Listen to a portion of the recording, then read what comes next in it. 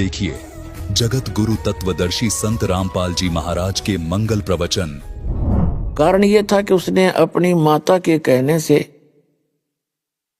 और लटोटर करवा लिया। कोई बात नहीं, फिर उसको पता चला, उसको समझाया, उसकी माँ को भी सास को भी, फिर उन्होंने वो तो काम छोड़ दिया। फिर तीसरी बार फिर गर्भ रहा उसमें बेटी को। अब क्या था कि उस लड़की का वो गर्भ खराब हो गया और वो इतनी रोए और बुरा हाल कर दिया। अब उसकी सास को दृढ़ विश्वास था परमात्मा कबीर जी पर, इस दास से उपदेशी थी। उसने कहा बेटी भगवान जो करे वो ठीक करता है, लेकिन वह ना मानी। अब बालक ज्ञान नहीं समझता, इतना आदमी ने दुखी रहे। तो उसने मेरे पास फोन किया। पहले थोड़ी सी संगत थी, सन 1997 की बात है। तो हमने कहा बेटा कोई ऐसी बात नहीं, ठीक हो जाएगी। उसकी माँ थी, सास थी समझदार, उसने हमें वहां भोजन पर बुला लिया। पहले हम ऐसे ही थोड़े भगत थे, वो कारण बेले बैठे रहा करते थे। हम चले गए, चला गया 2-4 भक्त हमारे साथ थे, उनका खाना खा खाया। फिर बाद में बताई उन्होंने कि जी जब आप खाना खाने आए उसी दिन उस लड़की का वहीं उस घर पर उसका गर्भपात हो गया। उसका और दिल टूट गया। अब देख गुरुजी आ रहे थे, फिर भी यह गड़बड़ होगी हमारे यहाँ पर। तो उसकी सास ने सोचा चल जो बेटा होगी सो होगी, पर एक चेक करा कर लाते हैं कि कोई कचरा भी पेट में ना रह गया हो, बालक का हानि कर देता है। अगले दिन वो लेगी डॉक्टर के पास, लेडी डॉक्टर से। उसने अल्ट्रासाउंड करके चेक कराया तो उसने बताया कि कौन कहता है गर्भपात हो गया, तीनों कहनो बालक है कति स्वस्थ। अब उनकी खुशी का ठिकाना नहीं है।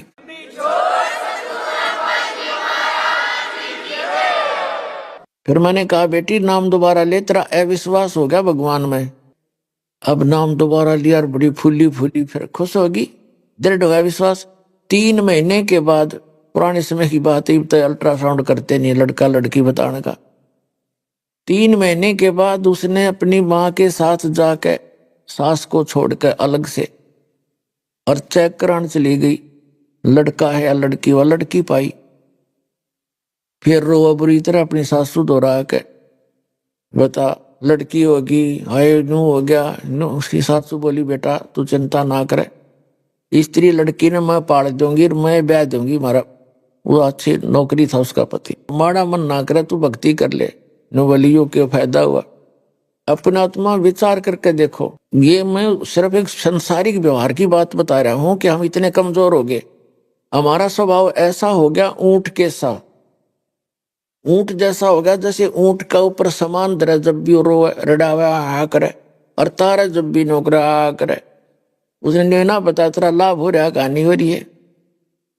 चलो वजन धरे जब तक रोए बेसिक, और तारे जब भी रडावे हडा हडा करे तो बोझ घटाओ भगवान, हम फिर भी रोआ, और धरे जब तले रोना है ही। तो वो परमात्मा तो सब कुछ कर सकता है, उसकी लीला कुछ भी करो। उसने वह लड़की पहले संस्कार खत्म करे था उस बेटी का, पर वह ना मानी। तो ले बेटी अपना ले ले, और फिर रोनो का हमरा लड़की होगी, कर्म ठोक। फिर उसको बता दिया साफ शब्दों में, अगर भक्ति करनी है तो ढंग से कर, पूरा विश्वास कर। तो उस दिन के बाद उसका पूरा विश्वास के साथ लगी, अगला लड़का दे दिया। तो कहने का भाव ये है पुण्यात्माओं, हमने इस मार्ग में लगने के लिए परमात्मा के इन फार्मूलों को अपने ऊपर लागू करना पड़ेगा। ज्यों राखे त्यों ही रहूं, हमरा क्या चारा, खाने जाद खरीद हूं, गुलाम तुम्हारा। कि जैसे राखोगे दाता ज्यों ही रहूंगा, और जो देवोगे सो खाऊं। फिर देखना इस मालिक की मेहर आपको ऊपर कैसे वर्षा होने लगेगी। तो पुण्यात्माओं, दास आपको ये बताना चाह रहा है कि इस परमात्मा की शरण में आने के लिए आप असंख्य जन्मों से भटक रहे हो, असंख्य जन्मों से अच्छे अच्छे कुर्बानियां भी मालिक के नाम पर आपने की है, घर भी छोड़ दिए, परिवार भी त्याग गए हो, जंगलों में बैठकर भी मालाएं फेरी हैं, हठ योग तप भी किए हैं, लेकिन मोक्ष नहीं हो पाया। फिर आपके जन्म होते रहे, जैसे आपको बताया था कि कोट जन्म तन भर मत होगे, कुछ ना हाथ लग्या रे, कुकर सुकर खरबा बोरे कौआ हंस बगारे। कोटि जन्म तू राजा की ना मिटी न मन की आशा, भिक्षुकों के दर दर घूमया मिला न निर्गुण रासा। तो असंख्य जन्मों से आप भक्ति भी करते रहे हो, परमात्मा के लिए शीश तक दे दिए हैं आपने। जैसे काशी के अंदर हमारे धर्म गुरुओं ने एक ऐसा गलत प्रोसीजर चलाया था, एक ऐसा गलत धारणा पैदा कर दी थी कि जो व्यक्ति काशी में मरेगा, जिसकी मृत्यु बनारस में होगी, वो सीधा स्वर्ग जाएगा। और जो मगहर में मरेगा, मगहर एक गोरखपुर जो जिला है, गोरखपुर के पास एक मगहर छोटा सा नगर है, वहां का बिजली खां नाम का एक राजा था, नवाब था। तो वहां के हिंदू धर्म के गुरुओं ने, ब्राह्मणों ने ये अफवाह फैला रखी थी कि जो मगहर में मरेगा वो तो गधा बनेगा।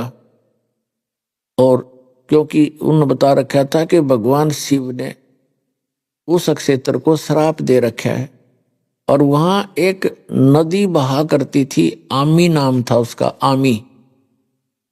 उस दरिया को भी भगवान शंकर ने, जैसा कि ब्राह्मण लोग बताया करते थे, कि उस आमी नदी को भी श्राप दे दिया था, उसका जल सूख चुका था, खत्म हो गया था।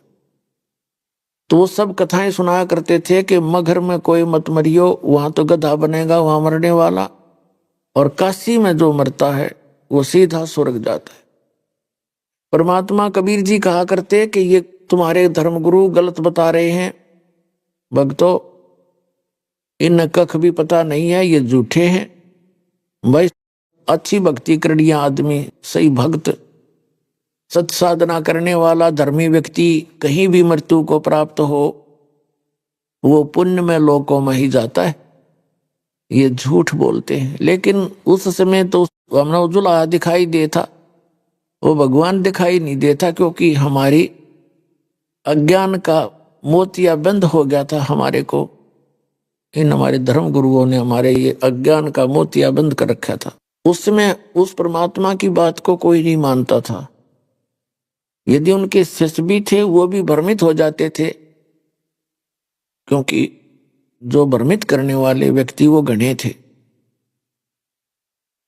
तो वहां उन सभी हिंदू समाज के जो व्यक्ति थे उनकी धारणा बन गई कि अब काशी में मृत्यु हो तो अच्छी बात है, हमारे गुरुजी बताते हैं, और वहां सीधा स्वर्ग जाएगा। तो धीरे धीरे ऐसी परंपरा पड़ गई कि जो पैसे वाले व्यक्ति थे, विशेषकर हमारे ब्राह्मण गुरुओं की आंट में, इनके जाल में ये लालाजी गणे फंस गए, ये बनिए। और उन्होंने अधिकतर, और भी जो कोई अच्छा पैसे वाला व्यक्ति था अन्य जाति का हिंदू, वो भी, तो उन्होंने सोचा कि जैसे उनके माता पिता कहने लगे, बेटा अपने गुरुजी बताते हैं कि काशी में यदि मृत्यु होती है तो स्वर्ग प्राप्ति होती है, तो मृत्यु मेरी निकट आ गई है बच्चों, मुझे कुछ दिन वहां ले चलो बनारस में, मेरी वहां मृत्यु हो जाए तो स्वर्ग मिल जाएगा। तो बच्चे सोचा करते हैं कि तुम्हारे माता पिता ने सारी उम्र तुम्हारे लिए कितनी मेहनत की, मजदूरी की, और तुम्हारे को कितने प्यार से पाला पोसा, और क्या हम इतना नहीं कर सकते? प्रत्येक बच्चा सोचेगा, जिसका अक्षमता होगी कोशिश करेगा अपने माता पिता को हम पूरा सुख दें। तो उन्होंने ये स्वीकार कर लिया और काशी शहर के अंदर जाकर धर्मशाला किराए पर ले लेकर कमरे वहां रहने लग गए। और वहीं उनके धर्मगुरु भी होते थे, उन ब्राह्मणों से कथा सुनते अपनी धर्मशालाओं में जाके वहीं रहने लगे। उनके बच्चों ने उनकी व्यवस्था कर दी। फिर उन धर्म गुरुओं ने सोचा कि ये जो व्यक्ति हमारे जो शिष्य हैं ये कमरा लेकर रहते हैं, उन्होंने उनके बच्चों से कहा कि तुम अपने माता पिता को हमारे पास ही छोड़ दो, हम यहाँ रख लेंगे। अब वहां रखेंगे तो वो दक्षिणा अधिक देंगे, अंडरस्टूड था।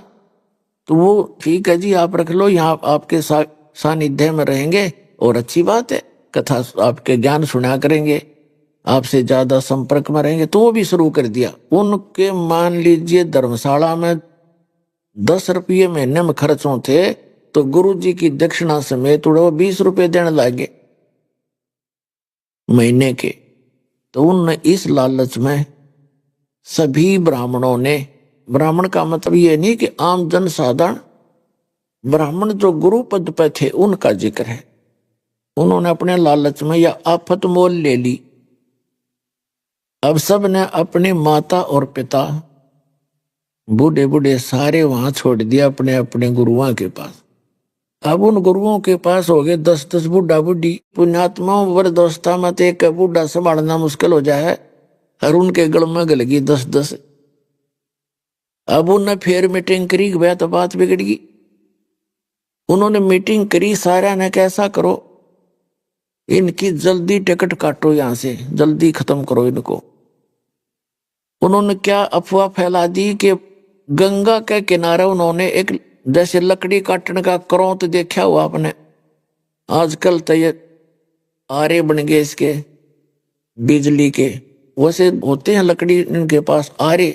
क्रोत होता है एक लंबा सा दांते से का, और दोनों तरफ से पकड़कर लकड़ी चीरा करते हैं उससे, लंबे लंबे दांते होते हैं उसके। एक क्रोत फिट कर लिया गुप्त, ऊपर एक आरत सी बनाकर छोटी ईंटों की गुफा सी बनाकर नीचे गेट बना दिया, और गंगा के किनारे ला दिया कति, और उसका हैंडल कर दिया थोड़ी दूर स्थान पर अलग से गुप्त सिस्टम। उस रस से बांध के उनकी एक आवाज देते थे, उस आवाज को वो समझ जाते। वो क्या करा उन्होंने कि भाई भगवान की तरफ से एक आदेश आया है कि जिसने जल्दी स्वर्ग जाना है वो क्रोध से गर्दन कटवा ले, आरे से,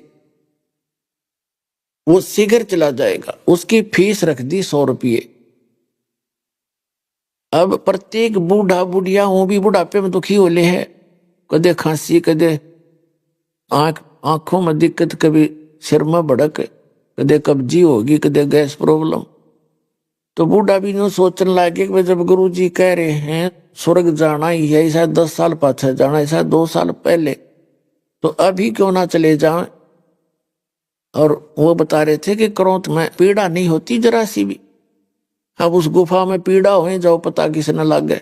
तो सब ने ये प्रार्थना अपने बच्चों से की कि बेटा हमने तो मरना ही है, और हम भी दुखी हैं, यहाँ पर जल्दी चले जाएंगे, वहां सुख में स्थान है, आराम से रहा करेंगे। उन आत्माओं इतने विश्वासी थे हम, इतने भगवान पर विश्वास करते थे, इन नकली गुरुओं पर इतना विश्वास करते थे, सिर काटने की कहा करते, हम सिर भी कटवाने लागे, लेकिन इनके पास कख नहीं था, बकवाद थी सारी। तो एक गजब की रिवाज पड़ गई हुआ, बूढ़ा बुढ़िया वृद्धावस्था में आप दुखी होले हैं, जो सोचे भगवान।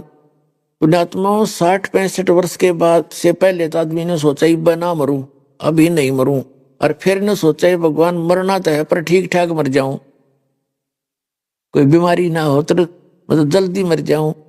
फिर मरण की तो डेफिनेट होता है, उसके बाद मृत्यु तो आई, पर न सोचने लग जाए वैसे मर जाऊं पर ठीक ठाक मर जाऊं, भुगत का ना मरो। इस दृष्टिकोण से उन्होंने वो भी स्वीकार किया। अब कई बार ऐसा होता था कि वो आवाज लगाते कि हे भगवान आपकी प्यारी आत्मा आ रही है, क्रोध भेजो।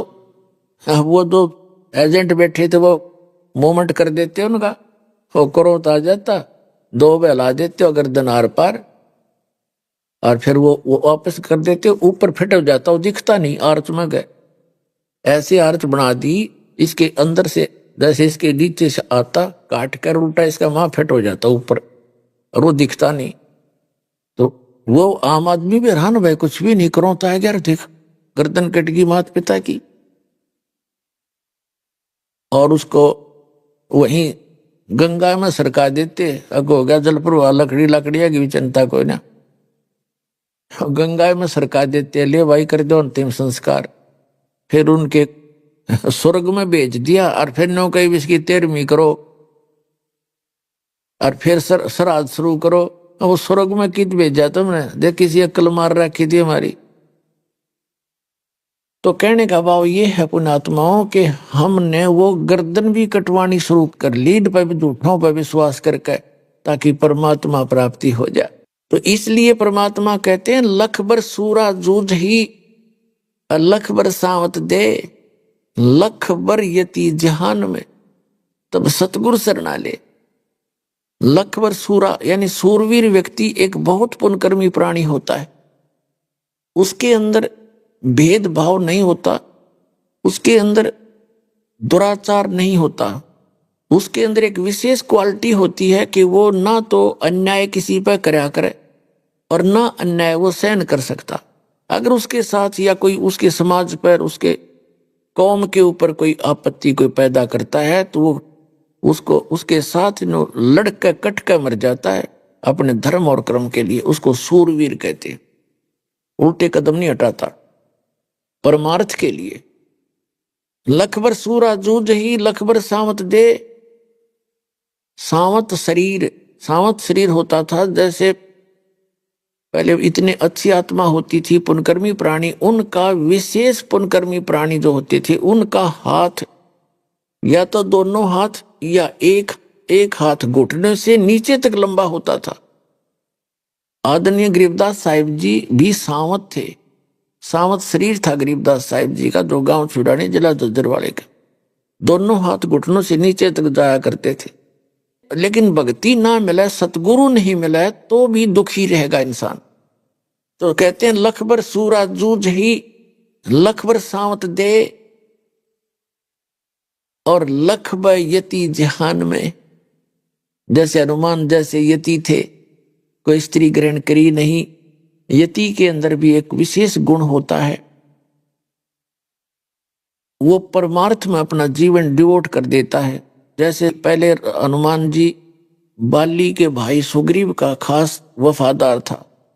फिर श्री राम के ऊपर आपत्ति का पता लग गया तो उनके लिए जी जानते हैं अपना कति तन मन धन से समर्पित हो गया। तो इस प्रकार कहते हैं ऐसे ऐसे यति भी रहे, परमार्थ में आपने अपना जीवन भी लगा दिया, वो तो अच्छी बात है, लेकिन मोक्ष नहीं हुआ।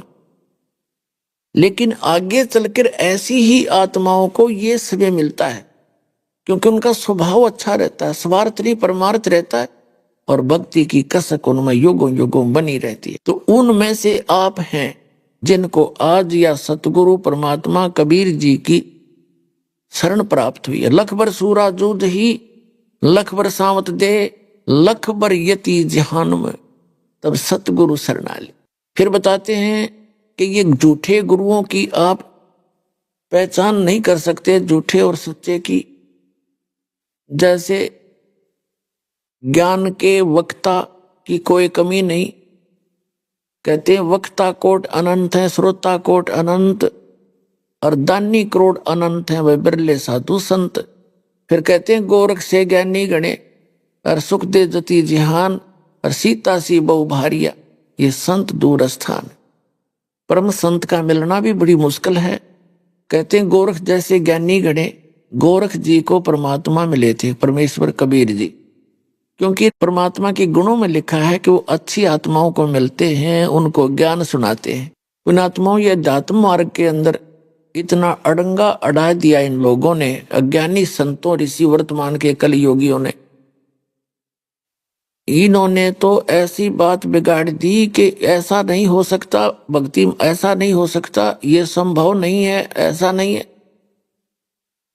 जब सातों समुद्र को एक ऋषि ने एक घूंट में पी लिया, ऐसे चलो उठाई थी और न्यों पी गया, खाली हो गए सारे।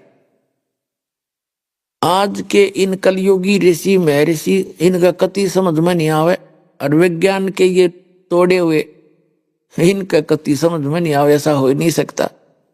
तो जहां बुद्धि हमारी इतनी गिर गई, इसको ऊपर वही उठाना है। इसको अंधविश्वास कहा करते हैं, तो ब्लाइंड वो बात फेथ है, अंधविश्वास है, हम नहीं मानते। भक्ति मार्ग में अंधविश्वास ही सफल होता है, लेकिन गलत स्थान पर अंधविश्वास करना, ब्लाइंड फेथ करना, यानी कति ब्लाइंड फेथ का मतलब समर्पित हो जाना, चाहे कुछ भी है उसमें ऑब्जेक्शन नहीं होना। ये है तो यहीं से भक्ति की जो करने की विधि तो यहां से स्टार्ट होती है, लेकिन इन्होंने वो गिरा दी। जैसे उन झूठे गुरुओं के कहने से गर्दन कटाने लगे, वो ब्लाइंड फेथ कराया, उन्होंने दुरुपयोग किया। अब जब इस ज्ञान से आप परिचित हो जाओगे, इस भगवान से परिचित हो जाओगे, फिर आपने ऐसे ब्लाइंड फेथ फेर करना पड़ेगा। पर यथा स्थान पर किया ब्लाइंड फेथ आपका लाभ देगा, वो हानिकारक था। तो जो प्रसंग चल रहा है कि गोरखनाथ जी, ये नाथ परंपरा के जो जैसे भी कोई भी पितर हैं, आप पितर तो आप खूब समझते हो, भूत बन जाते हैं, पितर बन जाते हैं। तो ये साधु संत जो पुण्यात्मा होते हैं, वो शरीर छोड़ जाते हैं तो वो पितर रूप में आ जाते हैं, और वो कहीं पर भी प्रकट हो जाते हैं उस पिछले ही शरीर में, उसी तरह के। जैसे हम पहले सुना करते थे कि गोपी चंद और भर्तरी अमर हो गए, और फिर हम ये भी सुना करते गोपी चंद और भर्तरी कहीं भी आ जाते हैं। एक ने वहां देखे थे, आपस में लड़े थे, कोई समझ नहीं सका, थोड़ी देर में चले गए, फिर किसी संत ने बताया तो गोपी चंद और भर्तरी थे। तो कहने का भाव ये है कि गोपी चंद और भर्तरी जब आड़े यही धक्के खा रहे हैं तो मुक्त की तो हुए, अमर कहाँ हुए? अमर स्थान तो गीता अध्याय नंबर 15 के श्लोक नंबर 4 में कहा है कि तत्वदर्शी संत की प्राप्ति के उपरांत परमेश्वर के उस परम पद की खोज करनी चाहिए, जहां जाने के बाद साधक कभी लौट कर वापस नहीं आते। तो वह भक्ति इनको मिली ही नहीं। गीता के अंदाता कहता मैं नहीं जानता उसको, चौथे अध्याय के 34वें श्लोक कि उस तत्व ज्ञान को तू तत्वदर्शी संतों के पास जाकर समझ। जैसे आपके पितर हैं, वो मृत्यु को प्राप्त हो गए, लेकिन ममता आप में न्यो की न्यो है उनकी, और कुछ उनकी बसावा नहीं, बैठे बैठे वहां बस दुखी हो जाते, उनकी आवाज आप सुन नहीं सकते, वो आपके आसपास भी घूम घाम कर बैठ जाते एक तरफ, वो कहना कुछ चावर तुम सुनते नहीं। तो इस तरह की स्थिति होती, कुछ ऐसे भक्ति होती है उनकी, पिछले कुछ संस्कार रह जाते हैं तो वो प्रकट हो सकते हैं, उनका शरीर दिखाई दे सकता है, और बाकी तो डिस्चार्ज हो जाते हैं, सारी इनकी पुण्य वो नहीं दिखते फिर। तो गोरखनाथ जी नाथ परंपरा से संबंधित थे, और काशी के अंदर बनारस में स्वामी रामानंद जी जो थे, स्वामी रामानंद जी जो परमात्मा ने अपने गुरु बनाए थे एक परंपरा बनाए रखने के लिए, उनका बोलबाला बहुत हो गया था, यानी वैष्णव परंपरा से थे रामानंद जी, तो वैष्णव परंपरा का काफी फैलाव हो गया था, उन्नति हो गई थी। और नाथ परंपरा के केवल सिद्धि शादी करते रहते हैं, उनको ज्ञान घना होता नहीं। रामानंद जी ने 1400 ऋषि शिष्य बना रखे थे ब्राह्मण, और वो प्रचार किया करते थे। नाथ परंपरा सुकड़ गई थी, बिल्कुल थोड़े से रह गए थे किता किता, उनका कोई लोग आदर नहीं करते थे। तो इस दुख को देख के कहते हैं मैं मेरी के कारण ये हंसा खावई हम की लात, या मेर तेर ना छुटती। उसने देखा कि तुम्हारा नाथ पंथ बिल्कुल कमजोर कर दिया वैष्णव परंपरा वालों ने, तो गोरखनाथ जी आगे और उसने ऐलान कर दिया, अपने नाथों से कहा कि जाओ रामानंद जी से कहो कि एक सिद्ध महात्मा आए हैं, नूना बताया मैं गोरखनाथ आ रहा हूं, और उसके साथ गोष्ठी करो, जो आध्यात्मिक ज्ञान चर्चा करो, गोष्ठी। जो हार जाएगा, हारने वाला जो पराजित होगा, वो जीतने वाले का शिष्य बनेगा, इंक्लूडिंग हिज डिसिपल, यानी उसके शिष्यों समेत उसने उसका शिष्य बनना पड़ेगा। अब रामानंद जी के पास ये पहुंची संदेशा। रामानंद जी ने सोचा कि ये सिद्ध पुरुष हैं, ये सिद्धि दिखा देंगे, जनता सारी ताली पीट देगी और सब मुझे हारा मान लेंगे, उसके साथ चेले बन जाएंगे, और मुझे भी फिर मजबूरन या बात बिगड़ेगी। घना चिंतित हो गया, और यदि उसकी चुनौती स्वीकार नहीं करता है तो लोग जनता न्यों कहेगी बाहर गया फिर तो उसने यहां तक कह दिया था कि यदि हमारे साथ चर्चा नहीं करेंगे तो ये समझ लिया जाएगा कि रामानंद जी पराजित हो गए, और उसके सब शिष्यों को हमारा शिष्य बनना कंपलसरी होगा।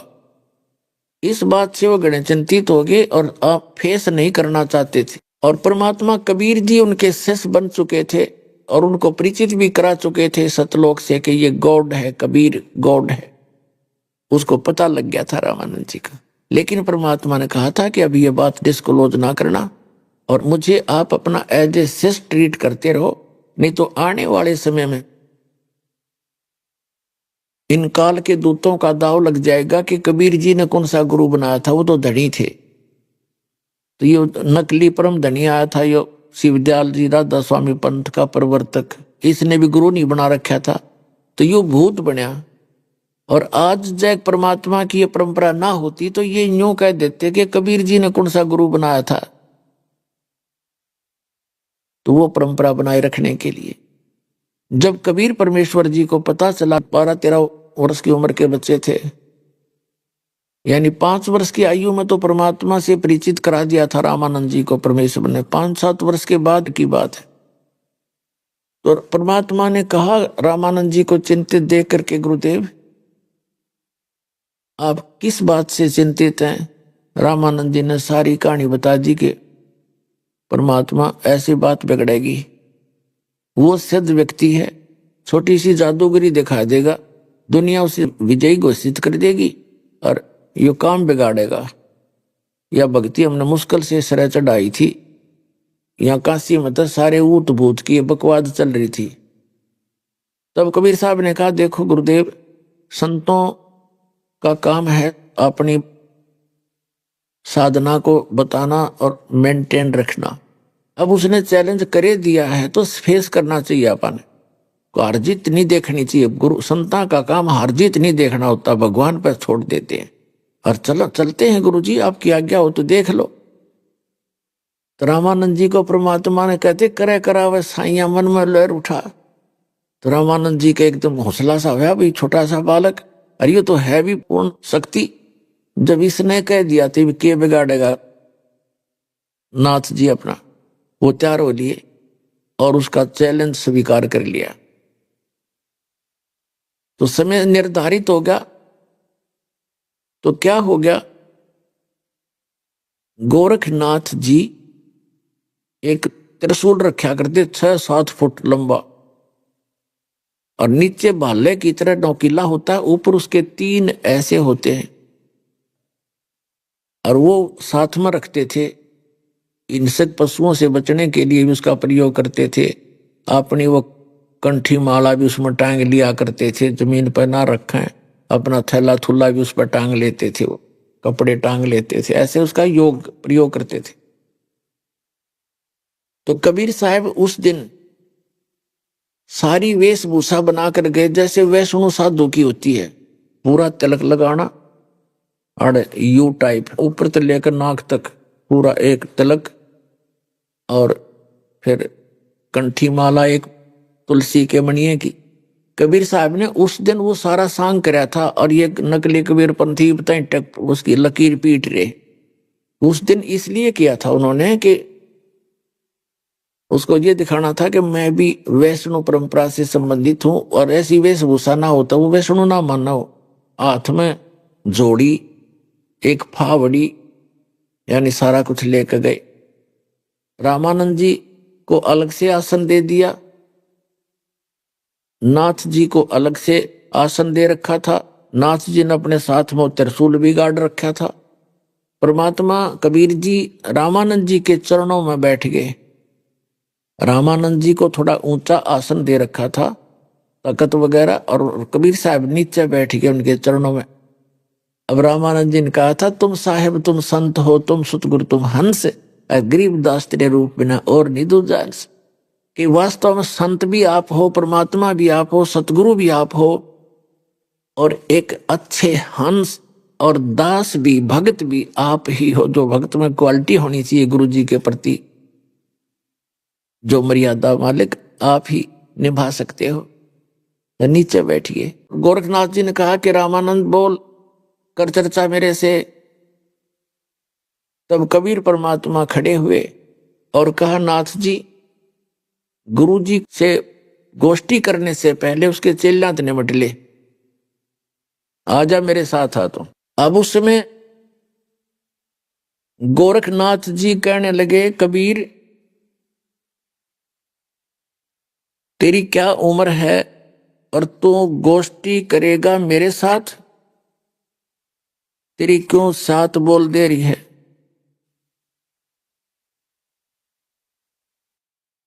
अब आपको परमात्मा की वाणी सुनाते हैं जो उनके साथ वार्ता हुई थी। गोरखनाथ जी ने कहा कि ए कबीर, तू कब से बन गया बैरागी, यानी वैष्णो कब से बन गया तू? तो परमात्मा ने कहा कि पहले तो ये सुन ले। और कहने लगा, तेरी उम्र क्या है? तू गोष्ठी कल का बच्चा है, छोटा सा बालक गोष्ठी करेगा तू गोरखनाथ से? तो उसने पूछा कि तेरी उम्र क्या है बालक? तू चुप करके बैठ जा। और कहते हैं पहलवान के साथ उसी उम्र का और उसी वेट का गुल है तो अच्छा लगता है, तू बैठ जा, यानी तुझे मैं के समझूं। उसका कहने का भाव ये था। और कहा, तेरी उम्र क्या है, कितनी उम्र है तेरी? तो परमात्मा ने कहा, सूक्ष्म वेद में लिखा है कि योगी गोरखनाथ प्रतापी, अर्थासो तेज पृथ्वी कापी, काशी नगर में 100 पग पर ही, रामानंद से चर्चा कर ही, चर्चा में गोरख जय पावे, और कंठी तोड़ तिलक छुड़वावे। सत कबीर सिस जो भय हो, यह वरंता सो सुन ले हो। गोरखनाथ के डर के मारे, बैरागी नी भेख संवारे, तब कबीर आज्ञा अनुसारा, वैष्णो सकल स्वरूप संवारा। सो सुध गोरखनाथ को पही, काशी नगर सिगर चल आयो, रामानंद को खबर पठाई, चर्चा करो मेरे संग भाई। रामानंद की पहली पौड़ी, और सत कबीर बैठे तिस ठोरी। रामानंद जी आसन पर बैठे थे, उनके नीचे कबीर भगवान बैठ गए। कबीर परमेश्वर से नाथ जी ने कहा कि कब के भय बैरागी कबीर जी, आप कब से भय बैरागी?